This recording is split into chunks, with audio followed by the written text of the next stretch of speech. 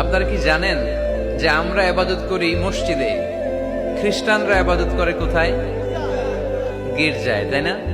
গির্জাকে ইংরেজিতে কি বলে জানেন? চার্চ বলে। তো ইউরোপে এবং আমেরিকাতে যে গির্জাগুলো আছে, এই গির্জাগুলো তারা বিক্রি করতে শুরু করে দিয়েছে। এর কারণ খ্রিস্টানরা তাদের গির্জাগুলোতে ইবাদত করতে যায় না। আমরা তো নামাজ 3 ওয়াক্ত পড়ি, 2 ওয়াক্ত বা 5 ওয়াক্ত, 7 দিনে তো একবার হাজিরা দিতে যাই, ঠিক কিনা?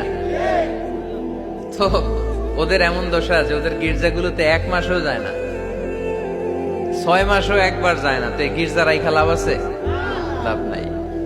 এই গির্জা ওরা বিক্রি করতে শুরু করেছে। আর ওখানকার মুসলিম কমিউনিটির নেতারা এই সুযোগে এই গির্জাগুলো কম দামে কিনে এটারে মসজিদ বানাইতে শুরু করছে। ইউরোপ আমেরিকাতে আলহামদুলিল্লাহ, আপনারা শুনে খুশি হবেন, ওরা ইসলামিক সেন্টার বলে এগুলো। কি বলে? Islamic centre.